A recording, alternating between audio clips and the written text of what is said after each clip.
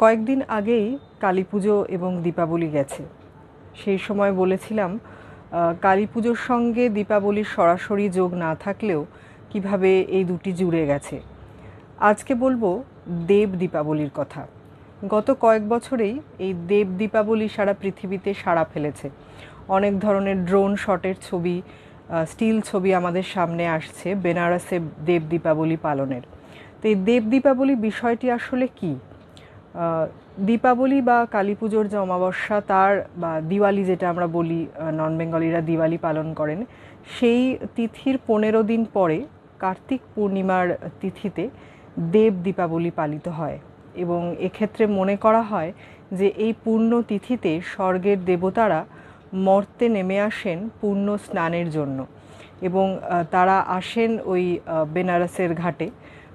বেনারসের যে পূর্ণ জায়গা এবং যে ঘাটগুলি আছে সেখানেই মূলত এই ঘটনাটি ঘটে বলে মনে করা হয়।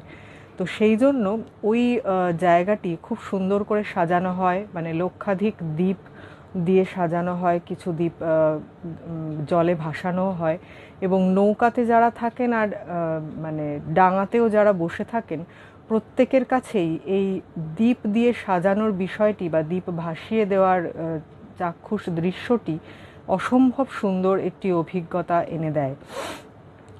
এখন বড় বড় ফটোগ্রাফাররা ওখানে যান। ওখানে মূলত এই সময় গঙ্গারতি হয়, গঙ্গার আরতি করেন মানে কয়েকজন পুরোহিত মিলে। এবং আমার শোনা কথা, জানি না এর মধ্যে সত্যতা কতটা আছে, সত্যি নিশ্চয়ই, মানে ওখান থেকে ঘুরে এসেই লোকজন বলেছিল যে পুরোহিতরা কয়েক মাস ধরে এই বিশেষ করে দেব দীপাবলির সময়ের আরতির রিহার্সাল দেন, যাতে প্রত্যেকের হাত সিঙ্ক্রোনাইজেশন হয় ঘোরানোর সময় এবং দেখতে সুন্দর লাগে। তো এই দেব দীপাবলি মূলত বারাণসীতেই হয় এবং সেটি এখন একটি উৎসবের পর্যায়ে গেছে। সারা পৃথিবীর লোক ওখানে আসেন, ছবি তোলেন এবং এই উৎসবে অংশগ্রহণ করেন। এবং এই আমার জ্ঞানত আমার এক বন্ধু আছে যে ক্লাসিক্যাল সঙ্গীতের সঙ্গে যুক্ত, তাকে ভারত সরকার থেকে নেমন্তন্ন করে আমন্ত্রণ জানিয়ে ওখানে নিয়ে গেছিল পারফরমেন্স এবং পরবর্তী কর্মকাণ্ডের জন্য। তো ওখানে খুব সুন্দর ক্লাসিক্যাল গানের প্রোগ্রাম হয় এই সময়। এবং সব শেষে যখন এই প্রদীপ প্রজ্বলন এবং গানের অনুষ্ঠানের শেষে সেখানে মানে খুব সুন্দর আতশবাজির প্রদর্শন হয় এবং সেটি একটি দেখার মতো দৃশ্য। এবারেও অনেক ভিডিও আমাদের কাছে এসেছে। তো এখন ওই পূর্ণ যে গল্প, মানে যে পুরাণের যে গল্প যে দেবতারা এই তিথিতে মর্তে অবগাহনের জন্য আসেন, তার থেকেও দৃশ্যাবলী দেখার জন্য এবং ওখানে এত সুন্দর করে সাজায় চারিদিক, সেটি দেখার জন্যই ওখানে মূলত লোকের ভিড় হয়। তো আমার কাছে বারাণসীর প্রথম জানা বা প্রথম পরিচয় জয় বাবা ফেলুনাথ থেকে।